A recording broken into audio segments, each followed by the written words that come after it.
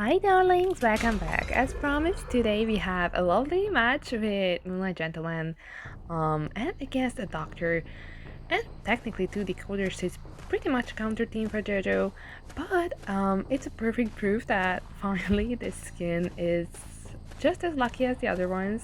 If you believe in stuff like that anyways. Ever since, the bunny one came out, I don't know, I feel like Moonlight Gentleman stepped up a bit, and I don't know, I feel like I have more luck with him ever since, but yeah, it might just be coincidence. Still, I hope the ones who really love this skin will enjoy this little match, because I know you guys rarely see me use this skin. I think it was JoJo's first 8 year, so yeah, it is a special skin for other people, I believe. So yeah, I just wanna, give you guys a little Valentine's gift with this little gentleman skin. So yeah. To play JoJo more effectively, you have to know that before the match even starts, you also have to begin thinking about your strategy and your plan for the exact match. So, for example, this feature where you can choose where you would like to spawn is very good and helpful, as I mentioned a couple times before, because you can actually plan your route just when picking the spawn point you would like to spawn at.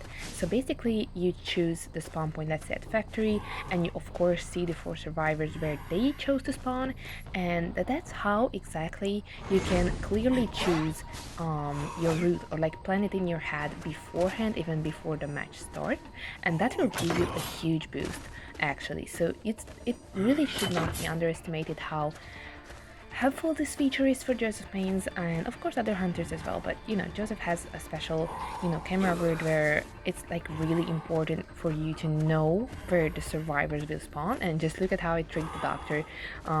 Probably she didn't look behind herself and just see the red light, and it's close by, so she didn't notice I was going from the other side. That's how I managed to down her pretty fast. So as I was saying, yeah, so before the match even starts, you already have to start planning your game, planning your moves and stuff. So yeah, it helps really a ton when you don't just take a picture and just go around without the plan in mind. And with the response selection, you can actually pick like, okay, I will go to doctor first and then take the picture. I hit doctor's mirror, carry her while I go over to, I don't know, mechanic, and then I hit her on the cipher if possible. That's a terror shock. Then I chair the doctor, and then I teleport to the third cipher, which I saw shaking, or like the third cipher where I saw the person spawn. So basically this plan can be made or thought out in a few seconds when you're before the match, then you pick your spawn, and even after that it is important to keep up with this, because a lot of hunters can just be very random and just go with the flow technically, because it doesn't really matter who they choose as first target, for example, depending on the team of course. And for Joseph mains, that's why it's very important to start thinking about your strategy and your plan for that exact match before you even start the game. So yeah, that's why I just really wanted to put some emphasis on that, because it is really important, and a lot of people underestimate how important and helpful it can be when you start planning your moves beforehand. So yeah, I just wanted to tell you guys to make sure not to just go over this part and just still, I don't know, go for a cup of water or whatever when the loading screen is there, because you can actually just do the planning there, and it will help you really in the early game, and it will actually help you get that boost with what you actually need in the beginning of a match.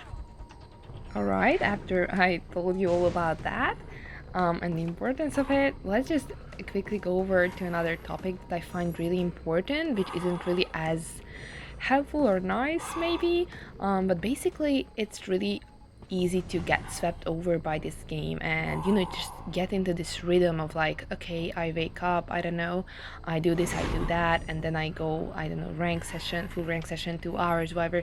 So it's really easy to get into this routine if you are very competitive as a person, or you just get competitive by this game itself. So yeah, it's very hard to notice when you start playing just for the sake of it being in your daily routine, or you actually play for the joy of the game, or the reason is something that's for fun actually, and not just you're like got used to that you actually have to open the game, you have to play the game. It's very easy to get used to it, because it's such a constant thing, especially if you rank actively, because rank times are fixed and there's like 3 times a day. And I know a lot of people even play um, all three or two of them, and that's, I feel like it's, well, you shouldn't do that in the long term. Like, of course, if you're going for a badge for a character, then it's understandable because it's kind of the only way to secure a badge or to get a badge, even with some characters who are more popular. So basically, yeah, you really have to pay attention to yourself and notice when you stop playing for fun, because it really can be a seamless transition actually. So you just one day you will notice like, oh, why am I even playing? It's just stressful and I kind of just hate it, but I have to like keep up my space in, like, I don't know, whatever category you're in, like the top 100 for example. A lot of people just play just to maintain their position in the top 100, and they don't even actually enjoy the game anymore, or it's like very rare they enjoy a match, and they actually only play for the sake of playing, or like the sake of keeping their little spot in the top 100 or the top 300 or whatever goal you set for yourself. And this is exactly why I would like to just raise a little awareness that you aren't forced to play this game. You have time to start again. You won't miss out any important things if you quit for like a few weeks or a few days.